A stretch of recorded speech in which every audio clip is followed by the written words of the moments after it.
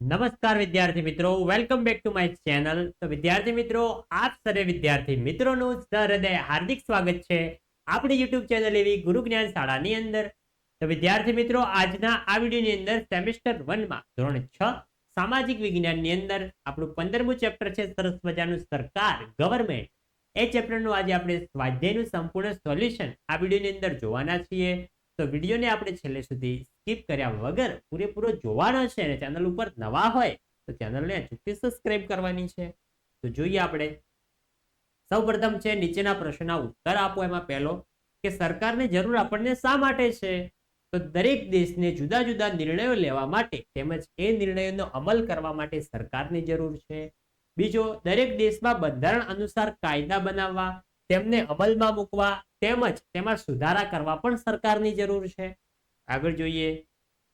આગળ છે સરકારે બનાવેલ કાયદા અને નિયમોનું બધા લોકોને સમાન રીતે લાગુ પાડવા માટે પણ સરકારની જરૂર પડે છે. ચોથો, લોકશાહીમાં લોકોની ઈચ્છા મુજબ વહીવટ ચલાવવા સરકારની જરૂર પડે છે. સરકાર જ લોક કલ્યાણના કાર્ય કરે છે. આમ દેશમાં શાંતિ, કાયદા અને વ્યવસ્થા જાળવવા માટે તેમજ દેશની પ્રગતિ માટે સરકાર ખૂબ જ જરૂરી છે. અને જે દેશની સરકાર સારી એ દેશ મિત્રો પ્રગતિના પંથે હોય છે. બીજો છે સરકારના મુખ્ય કેટલા પ્રકાર છે અને કયા કયા? તો સરકારના મુખ્ય 3 પ્રકાર છે. અને કયા કયા પ્રકાર છે? પહેલો છે લોકશાહી સરકાર, બીજો છે સામ્યવાદી સરકાર અને ત્રીજો છે રાજાશાહી સરકાર, જે આપણા ભારતમાં પહેલા હતી, હવે છે લોકશાહી સરકાર.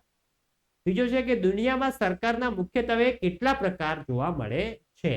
તો આખી દુનિયામાં સરકારના મુખ્યત્વે 4 પ્રકાર જોવા મળે છે. અને 4 પ્રકાર કયા કયા છે જોઈ શકો છો. પહેલો લોકશાહી સરકાર, સામ્યવાદી સરકાર, સરમુખત્યારશાહી સરકાર અને ચોથો છે રાજાશાહી સરકાર. 3 તો આપણે જોઈ ગયા હતા. એક આ ચોથો મિત્રો જે છે સરમુખત્યારશાહી એ મિત્રો નવો આવ્યો. આગળ જોઈએ. ચોથો કે આપણા દેશમાં કયા પ્રકારની શાસન વ્યવસ્થા છે?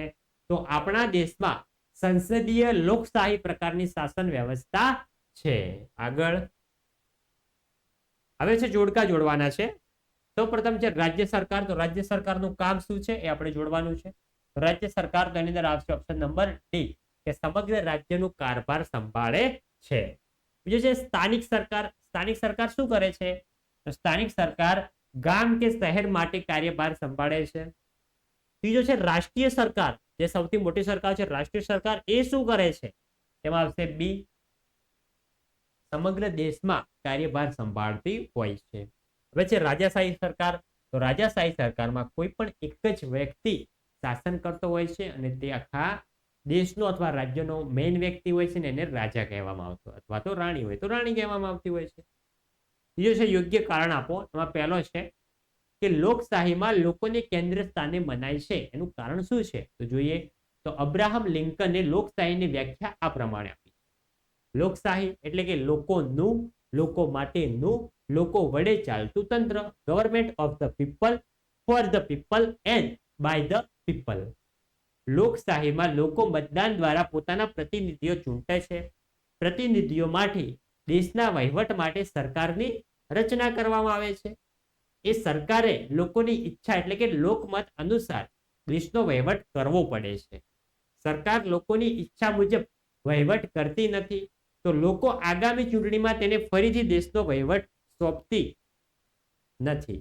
આમ લોકશાહી સરકારમાં રચનામાં લોકોનું સાર્વભૌમત્વ હોવાથી કહી શકાય છે કે લોકશાહીમાં લોકોને કેન્દ્ર સ્થાને માનવામાં આવતા હોય છે. આગળ જોઈએ. બીજો કે લોકોના અધિકારો રાજાશાહીમાં જળવાતા નથી, એનું કારણ શું છે? તો રાજાશાહીમાં વ્યક્તિ કેન્દ્રી શાસન હોય છે. તેમાં રાજાનું પદ વારસાગત આવતું હોય છે. જો રાજા મૃત્યુ પામે તો એનો જે દીકરો હોય છે એ રાજા બનતો હોય છે. રાજાશાહીમાં લોકોને પોતાના શાસન છૂટવાનો અધિકાર હોતો નથી. રાજાશાહીમાં સર્વસત્તા રાજાના હાથમાં જ હોય છે, રાજાને જેમ કરવું એમ કરે.